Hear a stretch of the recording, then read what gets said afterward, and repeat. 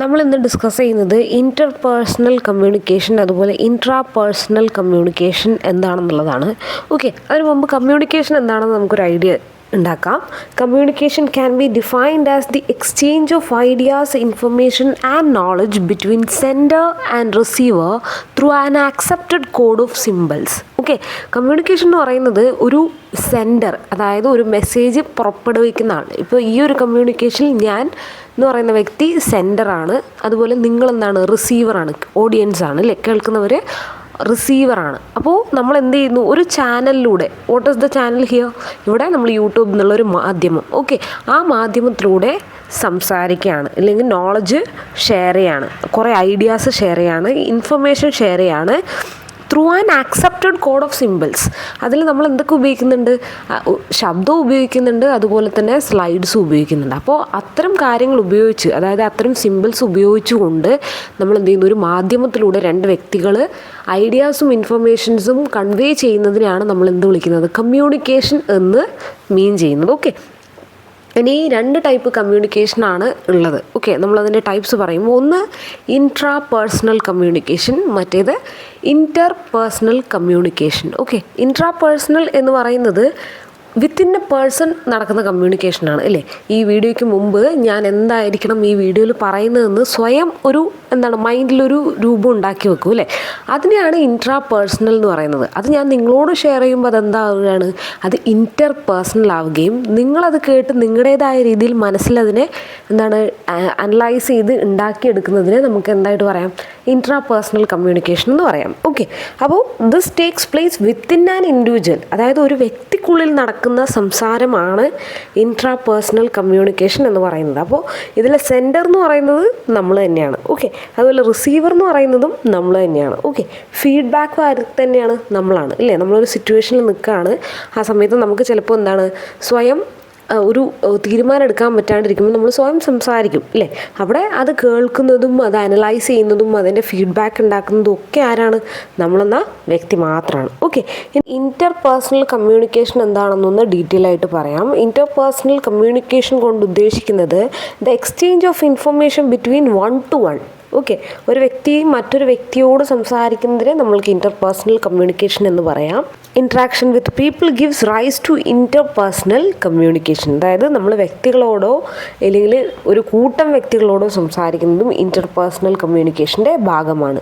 So one of the earliest media of exchange of information between two persons is known as inter personal communication. Okay, ഇനി ഇതിൻ്റെ പ്രത്യേകതകൾ പറയുകയാണെങ്കിൽ inter personal communication is oral. Okay, നമ്മൾ ഒരു വ്യക്തി മറ്റൊരു വ്യക്തിയോട് സംസാരിക്കുന്നത് ഓറലി ആണ് അല്ലേ, നമ്മൾ വായ ഉപയോഗിച്ചാണ്. അതുപോലെ തന്നെ ഫേസ് ടു ഫേസ് കമ്മ്യൂണിക്കേഷൻ അല്ലേ, നമ്മളൊരു വ്യക്തിയോട് സംസാരിക്കുമ്പോൾ നമ്മുടെ ബോഡി ലാംഗ്വേജ്, അതുപോലെ നമ്മുടെ സംസാരം, അതുപോലെ നമ്മൾ മുഖത്തോട് നോക്കിയുള്ള അവരുടെയും നമ്മുടെയൊക്കെ എക്സ്പ്രഷൻ എല്ലാം തന്നെ എന്തിൻ്റെ ഭാഗമാണ്, ഇൻ്റർ പേഴ്സണൽ കമ്മ്യൂണിക്കേഷൻ്റെ ഭാഗമാണ്. അതുപോലെ it is quite different from other media like written, mass or group communication. നമ്മളൊരു റിട്ടൺ മീഡിയ അല്ലെങ്കിൽ ഒരു മാസ് മീഡിയ എന്നുള്ള രീതിയിൽ റിട്ടൺ ആയിക്കോട്ടെ, മാസ് മീഡിയ ആയിക്കോട്ടെ, ഗ്രൂപ്പ് കമ്മ്യൂണിക്കേഷൻ ആയിക്കോട്ടെ, അതിൽ നിന്നും കുറച്ച് ഡിഫറെൻ്റ് ആണ് രണ്ട് വ്യക്തികൾ തമ്മിലുള്ള സംസാരം എന്ന് പറയുന്നത്. Okay, the communication is A transaction process wear people relate meanings, select arbitrary symbols and exchange of symbols. അപ്പോൾ ഇതെന്താണ്, ഒരു ട്രാൻസാക്ഷൻ ആണ് അല്ലേ. ഇൻ്റർ പേഴ്സണൽ കമ്മ്യൂണിക്കേഷൻ എന്ന് പറയുന്നത് it's A kind of transaction എന്നാണ് പറയുന്നത്, അതായത് ഒരു വിനിമയമാണ്. അവിടെ നിന്നും നമ്മൾ ഒരുപാട് കാര്യങ്ങൾ മറ്റൊരാളിലേക്ക് ഷെയർ ചെയ്യും, അവർ നമ്മളെ മനസ്സിലാക്കിയെടുക്കുകയും അവിടെ ഒരു കമ്മ്യൂണിക്കേഷൻ ഉണ്ടാവുകയും ചെയ്യുന്നു. Okay, so the transaction can have an important role in the interpersonal communication. അപ്പോൾ ഇൻ്റർപേഴ്സണൽ കമ്മ്യൂണിക്കേഷൻ്റെ കോർ അല്ലെങ്കിൽ അതിൻ്റെ ഏറ്റവും പ്രധാനപ്പെട്ട ഭാഗം എന്ന് പറയുന്നത് എന്താണ്, ഈ ട്രാൻസാക്ഷനാണ്. ആ രണ്ട് വ്യക്തികൾ തമ്മിലുള്ള ആ സംസാരമാണ് അതിൻ്റെ ഏറ്റവും ബേസിക് എന്ന് പറയുന്നത്. ഓക്കെ, സോ ഇൻ്റർപേഴ്സണൽ കമ്മ്യൂണിക്കേഷൻ അല്ലെങ്കിൽ ഇൻ്റർപേഴ്സണൽ സ്കിൽസ് ഇൻ കമ്മ്യൂണിക്കേഷൻ എന്ത് ചെയ്യും, it helps to improve interpersonal skills in communication with other people in another situation. അതായത് നമ്മളെ കമ്മ്യൂണിക്കേഷൻ, മറ്റു വ്യക്തികളുമായുള്ള സംസാരം, നമ്മുടെ ഒരു കോൺഫിഡൻസ് ഒക്കെ ബിൽഡ് ചെയ്യാൻ വേണ്ടി നമ്മുടെ ഇൻ്റർപേഴ്സണൽ കമ്മ്യൂണിക്കേഷൻ സഹായിക്കും എന്നാണ് പറയുന്നത്. മാത്രമല്ല ഇറ്റ് ഈസ് ബിഹേവിയർ ഓറിയൻറ്റഡ്. ഓരോ വ്യക്തിയും അടിസ്ഥാനമായിട്ടാണ് എന്തിരിക്കുന്നത്, ഇൻ്റർപേഴ്സണൽ കമ്മ്യൂണിക്കേഷൻ്റെ സക്സസ് റേറ്റ് ഇരിക്കുന്നത് ഇല്ലേ. ഇപ്പോൾ നമ്മൾ യൂട്യൂബിലായിക്കോട്ടെ ഒരുപാട് ക്ലാസ് കേൾക്കുന്നുണ്ട്, നമ്മുടെ ടീച്ചേഴ്സ് നമ്മളെ ഒരുപാട് പഠിപ്പിക്കുന്നുണ്ട്. പക്ഷേ എല്ലാവരും ചെയ്യുന്നത് നമുക്ക് ഒരേ രീതിയിലായിരിക്കില്ല മനസ്സിലാവുന്നുണ്ടാവും അല്ലേ. അപ്പോൾ ചില കൂട്ടുകാർ നമ്മളോട് പറയുമ്പോൾ നമുക്ക് പെട്ടെന്ന് മനസ്സിലാവും അല്ലേ. അതേ സിറ്റുവേഷൻ വേറൊരാൾ പറയുമ്പോൾ നമുക്ക് അത്ര മനസ്സിലാവണമെന്നില്ല. സോ ദ ഇൻ്റർപേഴ്സണൽ സ്കിൽസ് എന്ന് പറയുന്നത് വളരെ പ്രധാനപ്പെട്ടതാണ് എന്തിൽ, ഇൻ്റർപേഴ്സണൽ കമ്മ്യൂണിക്കേഷനിൽ. So the object of interpersonal communication is to effect a change in the behaviour. ഇതെന്തിനാണ് ഈ ഇൻ്റർപേഴ്സണൽ കമ്മ്യൂണിക്കേഷൻ നടത്തുന്നത്? നമ്മൾക്ക് എന്തെങ്കിലും ഒരു ആവശ്യം അല്ലെങ്കിൽ ആ വ്യക്തിയിൽ നിന്നും ഒരു ഫീഡ്ബാക്കിന് വേണ്ടിയിട്ടായിരിക്കും. Okay. So, the passing of information includes the psychological process like a perception, learning, motivation and language.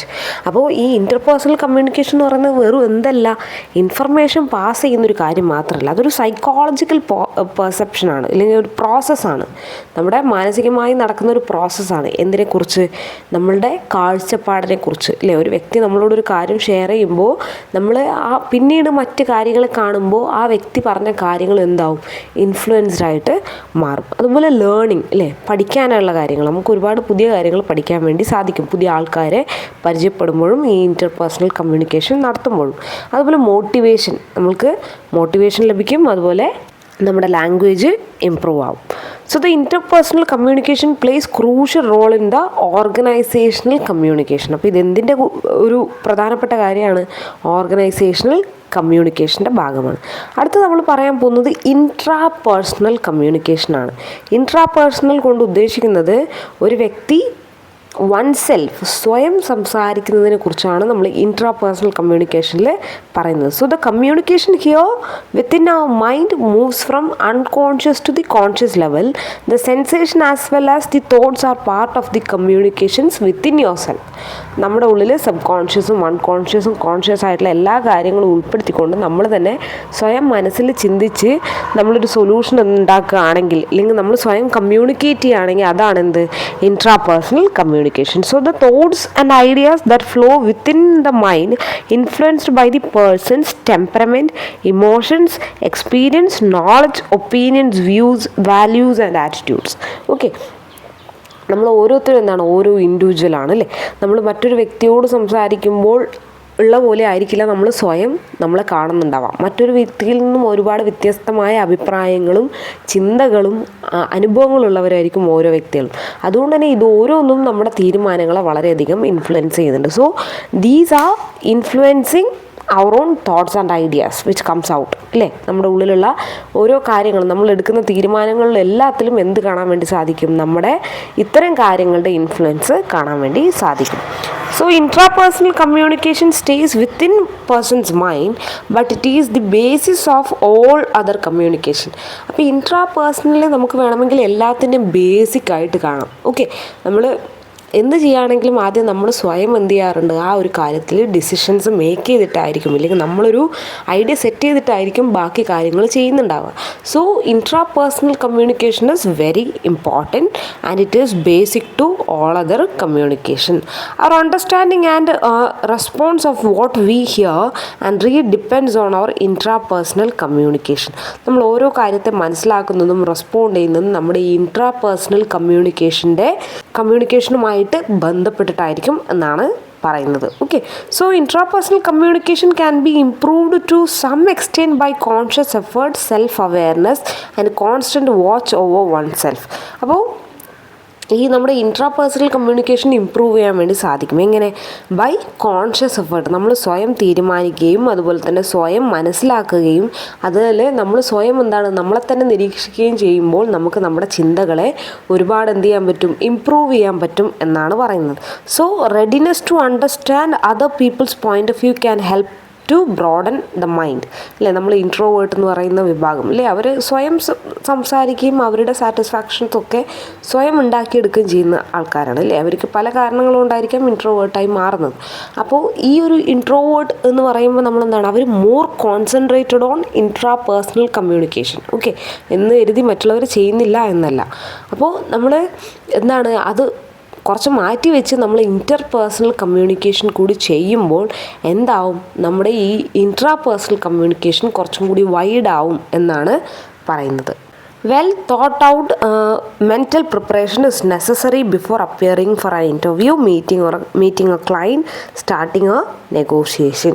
അപ്പോൾ എല്ലാ കാര്യങ്ങളും നമ്മുടെ ഇൻ്റർ പേഴ്സണൽ കമ്മ്യൂണിക്കേഷൻ നടന്നതിന് ശേഷമാണ് നമ്മൾ എന്ത് ചെയ്യുന്നത്, ഒരു ഇൻ്റർവ്യൂ അറ്റൻഡ് ചെയ്യായാലും ഒരു മീറ്റിങ്ങിൽ പങ്കെടുക്കായാലും ഒരു നെഗോഷിയേഷൻ സ്റ്റാർട്ട് ചെയ്യുകയാണെങ്കിലും ഒക്കെ തന്നെ അതിൻ്റെ ആദ്യത്തെ പ്രിപ്പറേഷൻ എന്ന് പറയുന്നത് ഈ പറയുന്ന ഇൻട്രാ പേഴ്സണൽ കമ്മ്യൂണിക്കേഷനിലൂടെയാണ്. Okay, so feeling of fear, nervousness, person's motives, such other unpleasant feelings influence the intrapersonal communication.